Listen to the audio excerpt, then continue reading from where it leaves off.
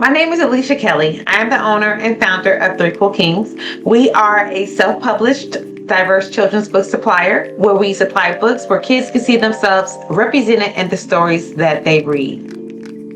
I've written and self-published 8 children's books, and I usually participate in a lot of in-person events. And what I've noticed is when I start to network with other authors, a lot of them pretty much ask me the same questions. So I decided to start a mini-series where I would teach other authors through my own personal experience as being a self-published author. The name of my series is going to be Teach Me Tuesdays. It's not going to be long. It's going to be straight to the point, and I'm going to have a different topic every single Tuesday. For today's topic, we're going to talk about how you can sell your books on your website in ebook form. Yes, that means cutting out the middleman. We're cutting out KDP. We're cutting out all the third-party platforms that's taking away from your money. It is safe to say that a lot of the websites do pretty much have the same type of user experience. So if you see that some of the softwares that I'm using is something that you're not familiar with, always just Google search to see if what I'm teaching you can be done on that particular website. Hazine is my choice when it comes to flip books. As you can see, I have a lot of books on here that I uploaded, not just books, but I also have financial literacy flashcards, I have affirmation cards, I even have a catalog because I am a diverse children's book supplier. I supply my books to the Department of Education. The first thing you're going to need is a PDF manuscript of your book. So if you had your PDF illustrated or co-written or something like that, it's very imperative that you have a copy of the PDF document. Once you have that document ready, the first thing you want to do is upload that PDF document into Hazine, and that's going to generate your ebook. Once the upload is complete, you'll see a sample of your book to the right. You'll then be given the option to customize your book, or you can just share it as is. Maybe you just want to share it for promotional purposes or whatever. But at this point, you would be able to just share that copy of your ebook. Of course, you want to give it a title or a subtitle, and you also want to choose how you want that book to look. So as you can see, you have many options. You can choose between a book, which is a traditional look for children's books. You also have the option to choose magazine, photo album, notebooks, flashcards, you name it. I actually use the cards option when I create my flashcards. They don't quite look like that because, my flashcards aren't 8 by 8, but it just gives you a preview of what your flashcards could look like. You also have the option to change the background. I kind of already have some backgrounds saved. Of course, these books are already uploaded, so I've already created the backgrounds.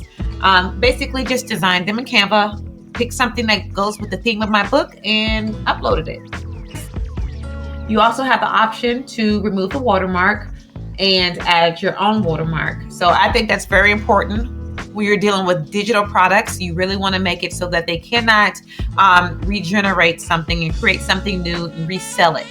So I like to add my own watermarks to all of my pages in my books, all of my e-pages, of course, and onto the backgrounds of my ebooks. Now there are pricing packages for Hazine. I did start off with the free trial just to get it a test run to see if I actually liked it. You get the 5 free flip books and unlimited pages, but you only get 1 gigabyte of storage. So you're only able to upload so much. So I did decide to upgrade to the $4 per month. They do bill you annually, so you end up paying $49, and that allows me to remove their watermark. It also gave me more storage. It's a one-time fee of $49 for a whole year. I couldn't beat it. So even now I can upload more books and I still have more space. The majority of my books range from 35 up to 69 pages. So I think $49 is a great price for that amount of storage. So let's get to the fun stuff, the website. So I know some people may have Wix, some people may have other websites, but like I said, I do have Shopify. I've had Shopify for 5 years, so it's just something that I'm comfortable with. Once you create your ebook product, just like you would any other product, you want to go ahead and go over to the app store within your store's website hosts. So if you have Shopify, there's an app store. I believe Wix has an app store, and all the other stores have apps. You want to just type in digital downloads. So Uplinky Digital Downloads is one of the first ones that I used. I also ended up using another one, which is called LDT Downloads. So now that you have everything put together, you have the description, you have your images, you have your titles and all that stuff. Now it's time to add those files to make it an ebook. You're going to click on More Actions, and you're going to see all of your apps that you added, which is the LDT Digital Download. So now we're on the LDT Digital Downloads back end page, and I'm going to click Upload to upload my new file, and that new file is that PDF document that you have. You're going to drag it and drop it or upload it, either way. Now that I have that, now it's time to add my flipbook. And just a reminder, or I don't know if I mentioned this, the flipbooks are not, at least I know Hazine doesn't really have a download option that you could just download and just flip through. They don't have an app for that. So it's important to tell your customers that the Hazine flipbook is available for you to view on the web. And this is the main reason why I give my customers the option to also download the PDF documents. You could just give them the flipbook access and where they would have to read it online, but I wanted to give my customers more options to download it so that they could go to whether the Play Store or the Apple App Store and download their own PDF viewer, and that way they can have another option to be able to read the offline version. Now we're going to add our flipbook. And so the first thing you want to do is name the flipbook, because keep in mind, this is what your customers are going to see. You're going to go back to Hazine because that's where you're going to grab your link for your flipbook. Click on one of your titles, title that you just created, and you're simply just going to click Copy Link. If you copy that link, it's already there. You want to go back to your store, and you're just going to simply just paste that URL right there and click Create. So just to give you some more information about your back end with the LDT Digital Downloads, here are some options that you have. You have the option to limit the downloads per order. You have the option to limit the number of days that the order can be accessed. You also have the option to add a PDF that's going to give your customers instructions on how to access their purchase. So I want to show you what it's going to look like for your customers when they receive that email. So if you go up to the top and click on More Actions, and then click on Notify All Buyers, then you'll be able to click on Edit Email Template. So you could edit that template.